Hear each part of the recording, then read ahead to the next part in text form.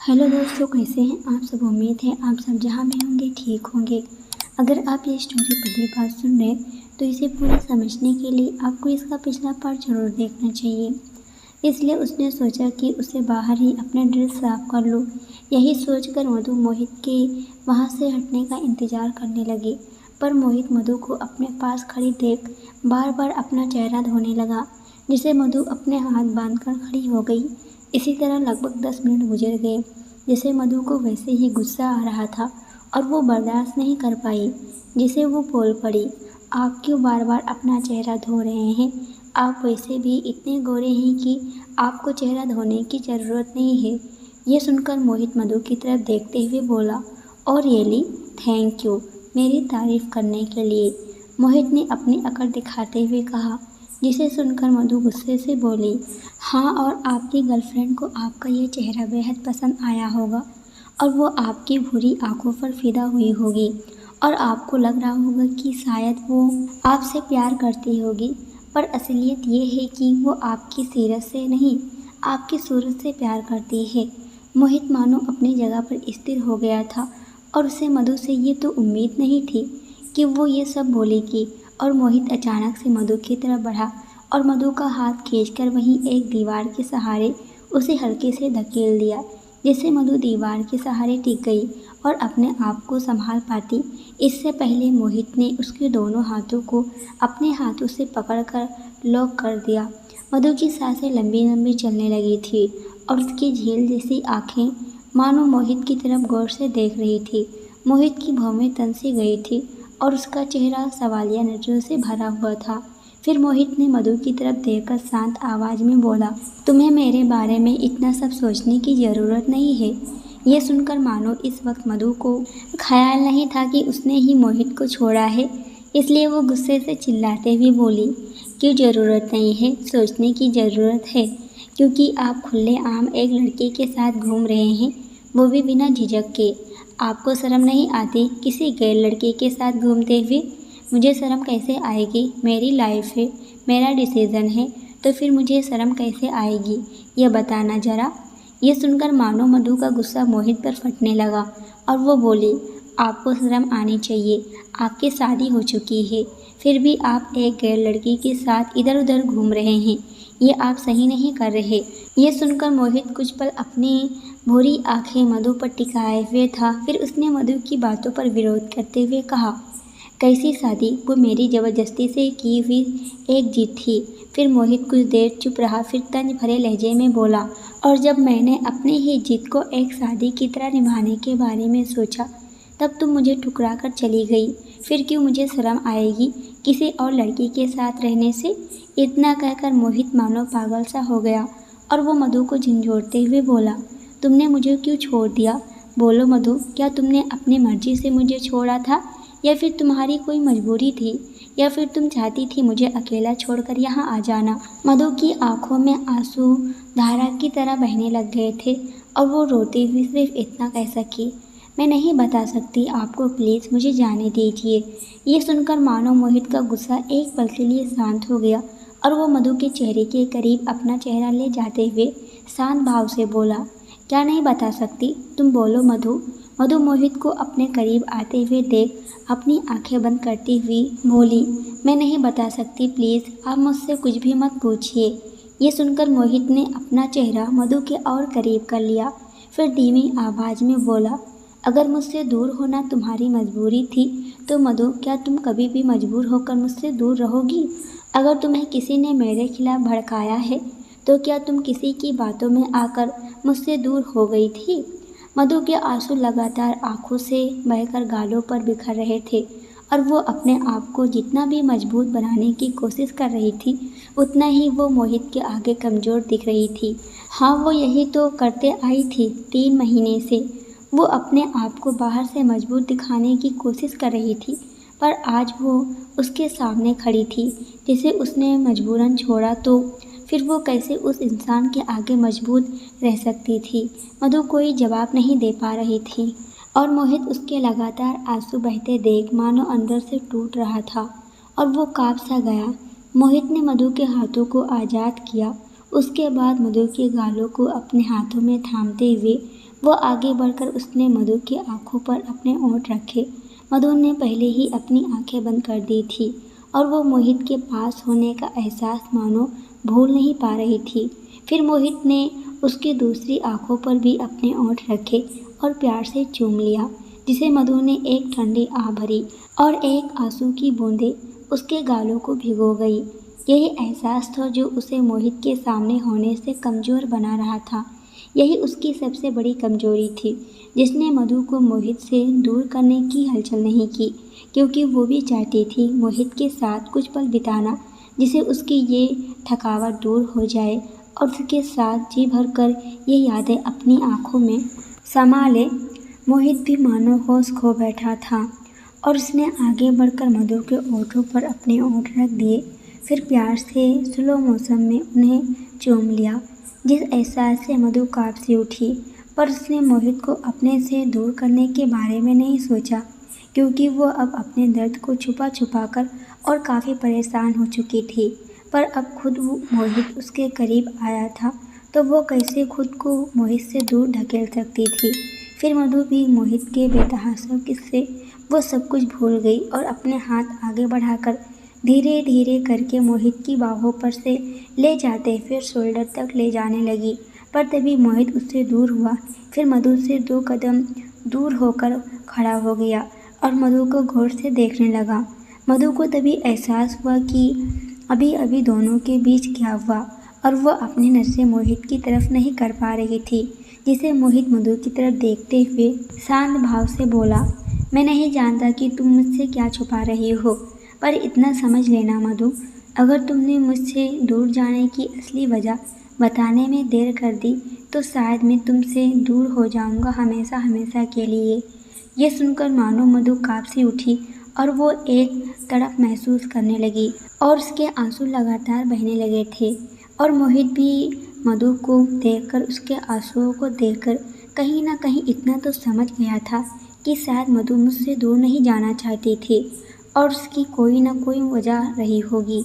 और मोहित ने अपनी बात आगे पूरी करते हुए कहना जारी रखा, मैं तुम्हें फोर्स नहीं करूँगा कि तुमने मुझे अपनी मर्जी से छोड़ा था या फिर किसी के कहने पर अगर तुम्हारी मुझसे दूर रहने की कोई मजबूरी है तो मैं तुम्हारे सच को सुनने तक इंतज़ार करूँगा।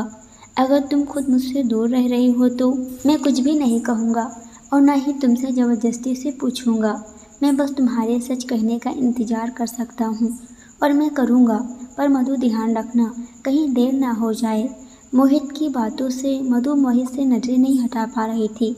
वो ध्यान से मोहित की बातें सुन रही थी और मधु का दिल कर रहा था कि वो मोहित से सब कुछ सच कह दे, और एक पल के लिए उसने यही कहना सही समझा और उसने अपने ओठ कुछ कहने के लिए हिलाए थे कि इतने में वहाँ मानवी मधु का नाम पुकारते हुए भागती हुई आई। मधु, मधु कहाँ हो तुम? ये सुनकर मोहित और मधु दोनों की नज़रें सामने की तरफ चली गई थी और दोनों ही उस ओर देखने लगे। फिर मानवी वहाँ आई तो मधु और मोहित दोनों को साथ देखकर वहीं खड़ी रह गई। फिर मोहित ने एक नज़र मधु की तरफ देखा, फिर अपने लंबे कदम भरता हुआ बाहर की तरफ बढ़ गया। मोहित को अपने मुंह का टेस्ट कुछ कड़वा और मीठा सा लगा, पर उसने कुछ ज़्यादा रिएक्ट नहीं किया और लंबे कदम भरता हुआ बाहर चला गया। इधर मानवी मधु की हालत देखकर आगे बढ़ी, फिर बोली, क्या हुआ मधु, क्यों इतना तुम रो रही हो? मधु ने अपने आप को संभाला, फिर वो वॉश बेसिन में अपना चेहरा धोकर फिर बाहर जाते हुए अपने आप को रोने से रोकते हुए बोली, ये सब जाने दो, क्या कहा डॉक्टर ने? ये सुनकर मानवी ने अपनी नज़रें नीचे झुका ली थी और वो बोली, तुम डॉक्टर से ही पूछ लो। मधु ये सुनकर रुक गई, फिर बोली, क्यों, तुम्हें नहीं पता कि डॉक्टर ने क्या कहा है?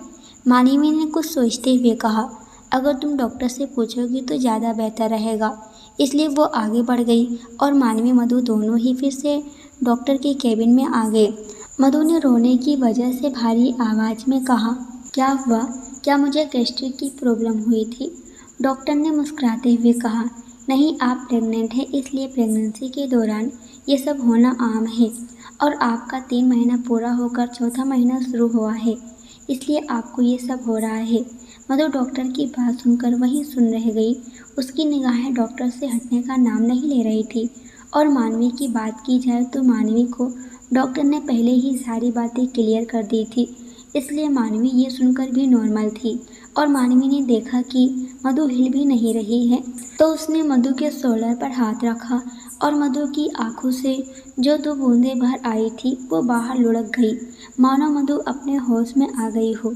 डॉक्टर ने मधु से कहना जारी रखते हुए कहा, आप अभी काफ़ी कमज़ोर लग रही हो, इसलिए आपको कुछ मेडिसिन खानी होगी ताकि आपको चक्कर और आप बीमार ना हो। ये सुनकर मधु ने उठते हुए अपनी बिल्कुल शांत आवाज़ में कहा, थैंक यू डॉक्टर, पर क्या ये मैं मेडिसिन वगैरह कल ले जा सकती हूँ?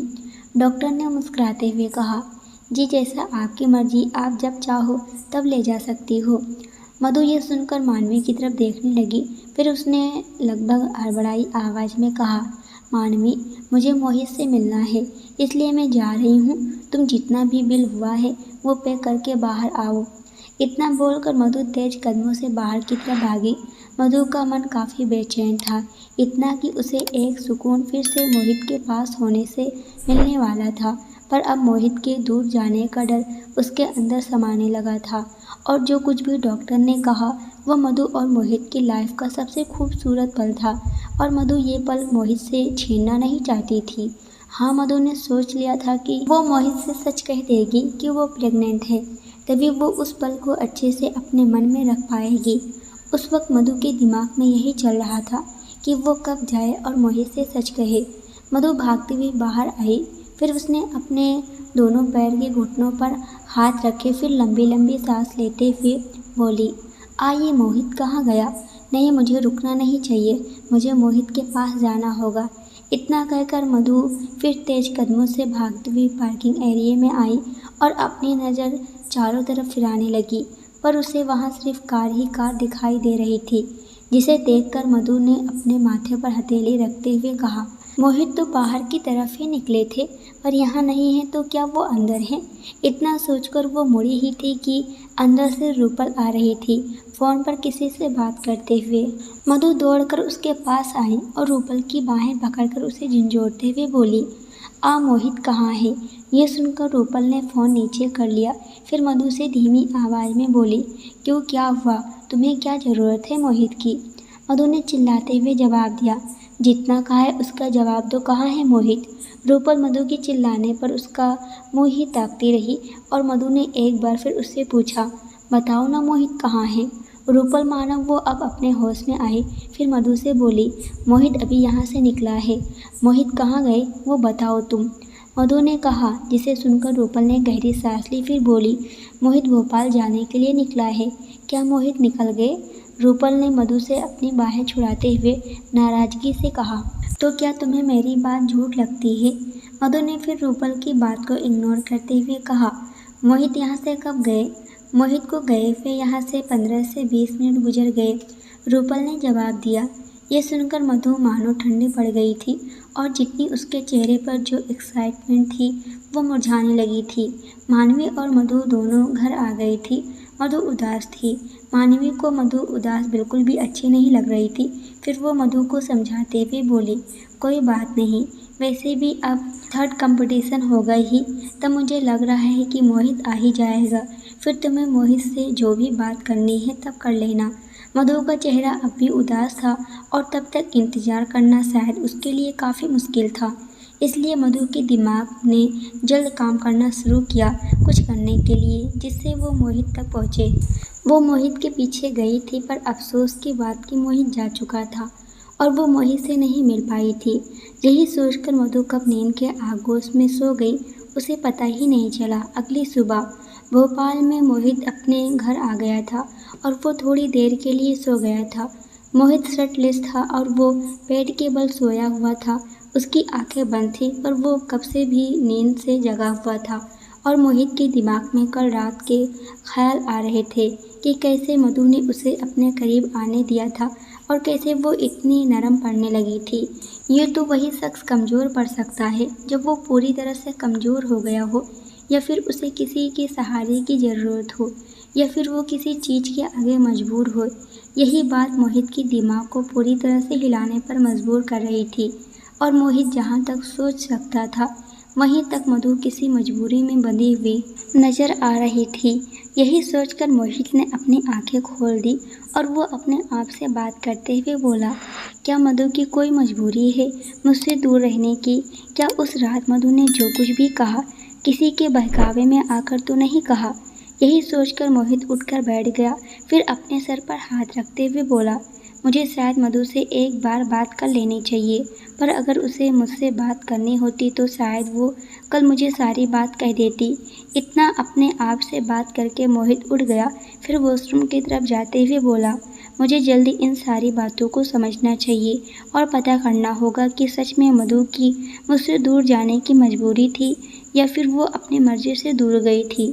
असल में मोहित को कल रात से थोड़ा थोड़ा शक होने लगा था और पूरी रात मोहित की इसी सोचने में गई कि क्या चाहती है मधु। अगर उससे दूर रहना होता तो शायद वो करीब आने नहीं देती। यही सब सोचकर मोहित ने इतना तो जान लिया था कि कुछ ना कुछ तो है ऐसी बात जो मधु छुपा रही है।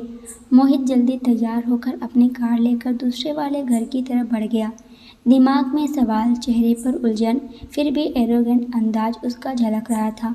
मोहित अपने पुराने घर आ गया था। वहाँ हमेशा की तरह चहल पहल थी और कुछ काम करने वाले लोग सुबह के काम करने में व्यस्त थे। इधर मोहित जब लिविंग रूम की तरफ आया तब सभी ब्रेकफास्ट करने के लिए जाने वाले थे, पर मोहित को आते देखकर वे सभी रुक गए। इस बार मोहित के पापा भी मौजूद थे। वो मोहित की तरफ देखकर मुस्कुराते हुए बोली, कितने दिनों के बाद तुम घर आए हो? क्या तुम अपनी फैमिली को भूलने लगे हो या फिर अपनी बिजनेस को दुगना करने में लगे हो? ये सुनकर मोहित ने हल्की स्माइल दी, फिर उनके पैर छुए, पर मोहित ने उनसे एक लफ्ज तक नहीं कहा। इधर रुक्मणी भी मोहित के घर लौटने पर काफ़ी खुश थी और उसके चेहरे पर उसकी खुशी दिखाई दे रही थी। फिर वो आगे बढ़कर मोहित के पास जाने के बारे में सोच रही थी, पर उसके सोचने से पहले ही मोहित रुक्मणी के पास आया। फिर वो अचानक से रुक्मणी के गले लग गया। रुक्मणी मोहित के अचानक से गले लगने से हैरान थी और वो कुछ सोच पाती इससे पहले मोहित रुक्मणी से दूर हुआ और शांत पर दिल को छू लेने वाले लहजे से बोला, मैं जानता हूँ आपको मुझसे काफ़ी शिकायतें हैं, पर मैं अब आपको एक भी शिकायत का मौका नहीं देना चाहता। मेरी आपको जितनी भी बातें बुरी लगी हो मॉम, मुझे माफ़ कर दो। आइंदा से मैं ऐसा कुछ भी नहीं करूँगा जिससे आप मुझसे नाराज़ हो। रुक्मणी मोहित को ताकती रही। उसे मोहित का लहजा समझ नहीं आ रहा था कि वो करना क्या चाहता है, फिर भी खामोश रही और मोहित ने आगे बोलते हुए कहा, आप सबने ब्रेकफास्ट कर लिया? रुक्मणी ने गहरी सांस ली, फिर बोली, तुम ठीक हो ना? ये सुनकर मोहित मुस्कुराया, फिर बोला, मॉम मैं अब ठीक हूँ, पहले ठीक नहीं था। रुक्मणी को मोहित की एक भी बात समझ नहीं आ रही थी और वो मोहित को गौर से देख रही थी, मानो वो मोहित को देखकर पता करने की कोशिश कर रही हो कि मोहित को हुआ क्या है। वहाँ जितने भी खड़े थे वे सभी लोग मोहित को गौर से देख रहे थे और समझने की कोशिश कर रहे थे, पर कोई समझ नहीं पा रहा था कि मोहित को हुआ क्या है, क्योंकि मोहित जैसा इंसान है वो बिल्कुल भी अपनी गलती मानने वालों में से नहीं था। फिर ये माफ़ी, ये सब क्यों? वहाँ औरो भी था और वो मोहित की तरफ बढ़ते हुए शांत भाव से पूछने लगा, मोहित तुम ठीक हो? औरों को देखकर मोहित ने मुस्कुराते हुए जवाब देते हुए कहा, हाँ भाई मैं बिल्कुल ठीक हूँ, मुझे क्या होगा? रुक्मणी ने फिर तेज आवाज़ में मोहित से कहा, मोहित तुम इस तरह से बात करते हो मुझे बिल्कुल भी पसंद नहीं।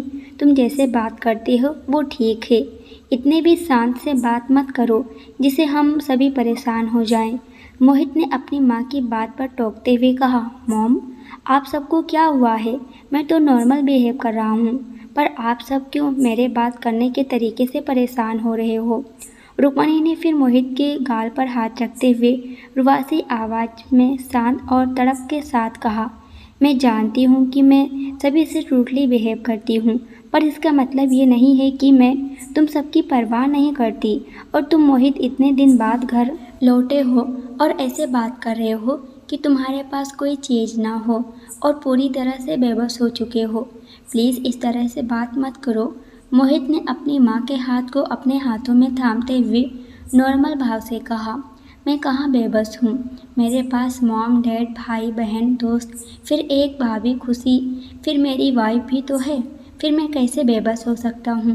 और आप मॉम प्लीज़ मेरी बातों को नॉर्मल लीजिए। मुझे बस लगा था कि शायद मुझसे गलती हुई है, इसलिए मैंने आपसे माफ़ी मांगी। ये सुनकर रुक्मणी ने गहरी सांस ली, फिर बोली, ओ खामा तुमने मुझे डरा दिया। मैं तो कुछ और ही समझ रही थी।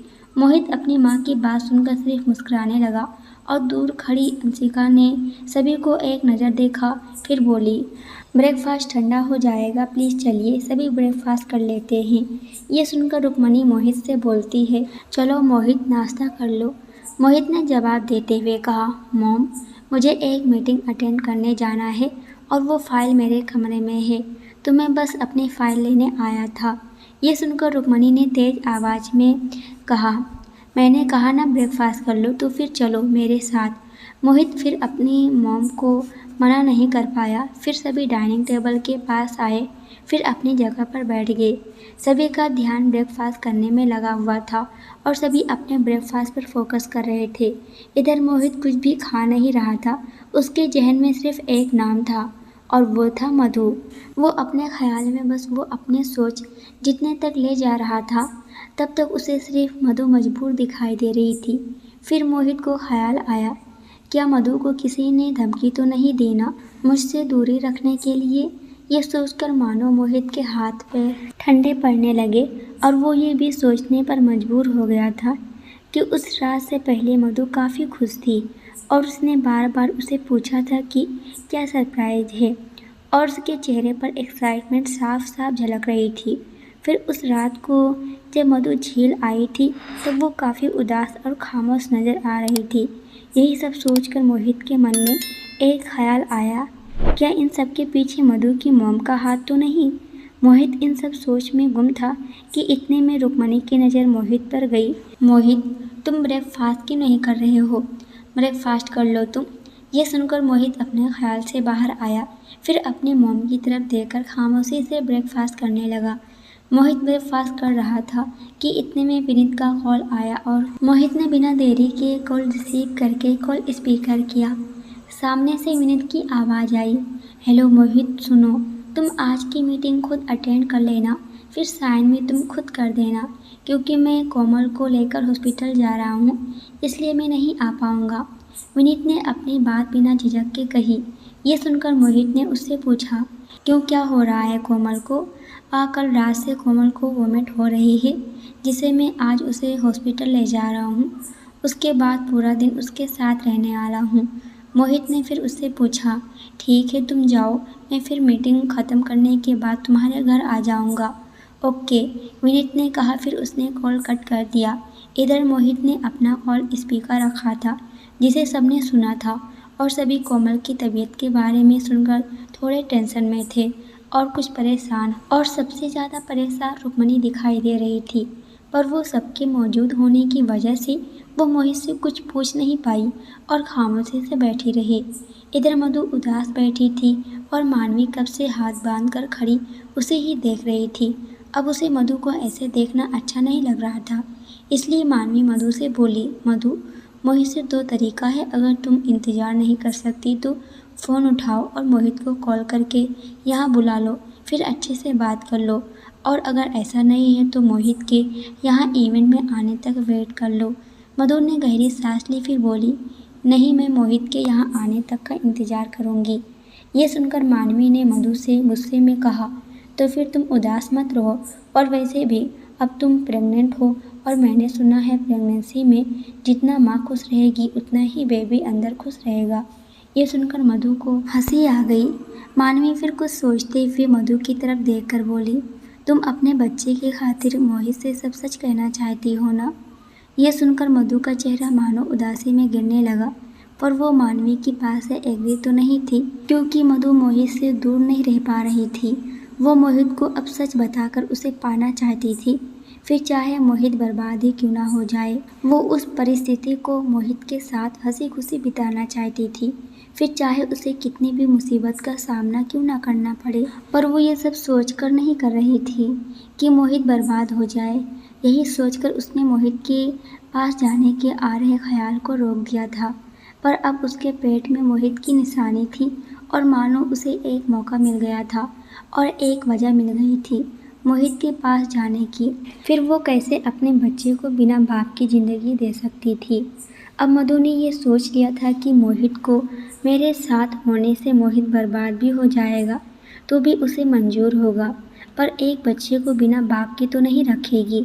मधु ने यहाँ तक सोच लिया था कि मोहित और मैं और मेरा बच्चा यहाँ से दूर चले जाएंगे और एक हंसी खुशी ज़िंदगी जिएंगे। फिर मधु मानवी से कैसे कह सकती थी कि उसने सिर्फ एक बच्चे के खातिर मोहित से सच कहने के बारे में सोचा। कहीं ना कहीं वो भी तो मोहित के पास रहना चाहती है, इसलिए तो उसने ये फैसला किया था। दूसरी तरफ मोहित घर से एक फाइल लेकर ऑफिस जाने के लिए निकल गया। फिर ऑफिस जाकर बिना कुछ भी सोचे उसने अपने काम पर ध्यान दिया और मीटिंग काफ़ी अच्छे से गई थी और मोहित को एक अच्छा खासा कॉन्ट्रैक्ट हासिल हुआ था। कॉन्ट्रैक्ट मिल जाने के बाद भी उसके चेहरे पर कोई खुशी नहीं दिखाई दे रही थी। उसके उलट उसका चेहरा एक्सप्रेशनलेस था, जिसे देखकर कोई भी कह सकता था कि मोहित इस वक्त कुछ भी बात करने की मूड में नहीं है।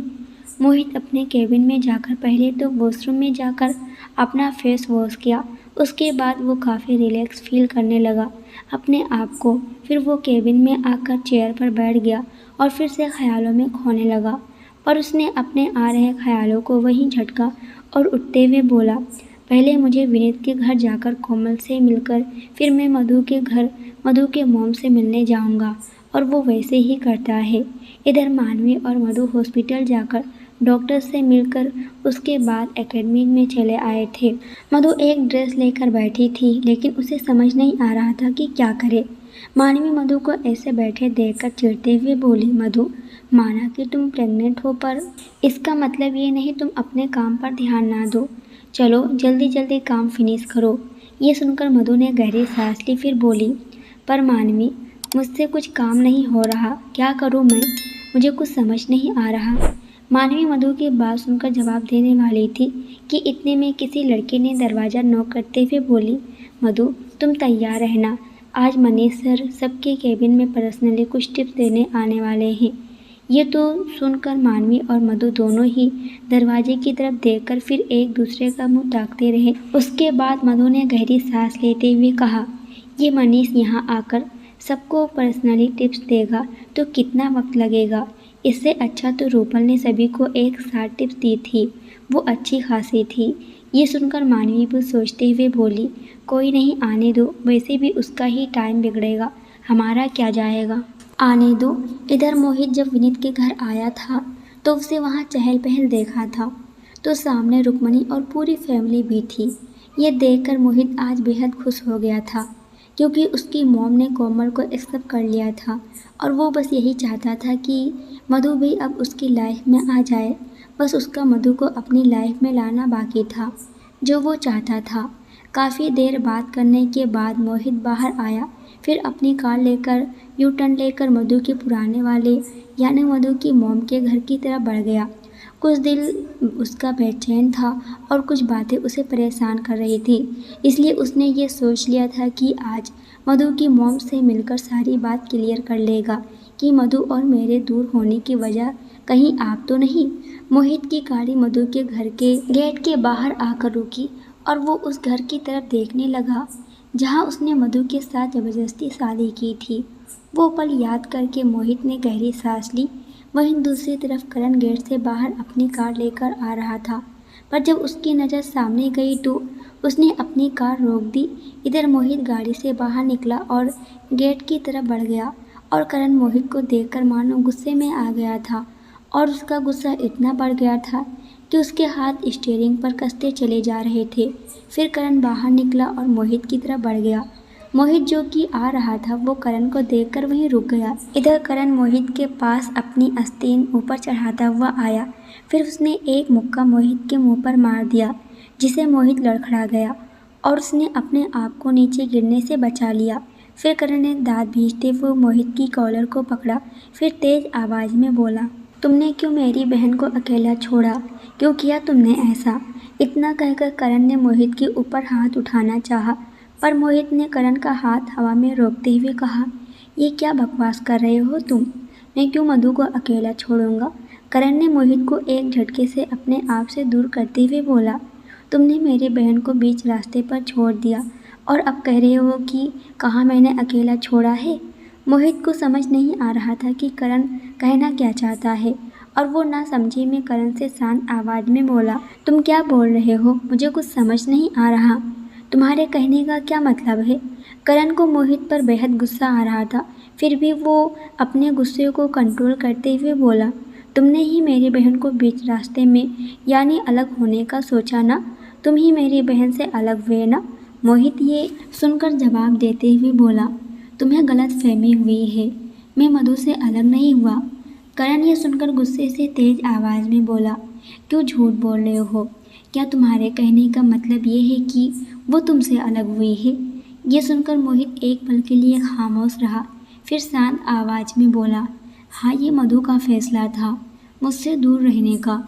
ये सुनकर मानो करण आग बबूला हो गया, फिर गुस्से से मोहित का कॉलर पकड़ते हुए बोला, तुमसे अलग होने के बारे में मेरी मधु सोच भी नहीं सकती।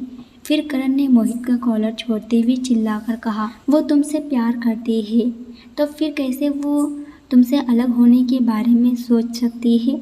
ये सुनकर मानो मोहित के शरीर में कंपन सी होने लगी थी और वो दंग रह गया था।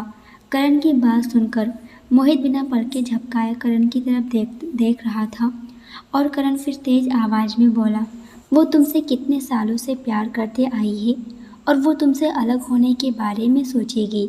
ये तो बिल्कुल भी मत कहना। मोहित के चेहरे पर कोई एक्सप्रेशन नहीं थे, वो एक्सप्रेशन लेस होकर बस करण की बात सुन रहा था और करण आगे कहना जारी रखते हुए इस बार शांत आवाज़ में बोला, मधु के बारे में ना सही पर उसके प्यार के बारे में सोचकर उसे अलग नहीं हुए होते तो शायद मेरी मधु इस वक्त सहमी नहीं रहती। पर नहीं, तुमने कुछ दिन उसके साथ वक्त बिताया, फिर मन भर गया और उसे अकेला छोड़ दिया। क्यों किया तुमने ऐसा? वो 6 सालों से तुमसे प्यार करते आई है, वो भी बिना किसी स्वार्थ के। जब तुम उसे पहली नज़र में भागे तो उसने नहीं सोचा था कि तुम उसे मिलोगी भी कि नहीं। वो तुमसे प्यार करने लगी। फिर करण गहरी गहरी सांस भरने लगा और आगे बोलना जारी रखा, तुम उसके प्यार के बराबर एक रत्ती भर का भी प्यार नहीं कर सकते।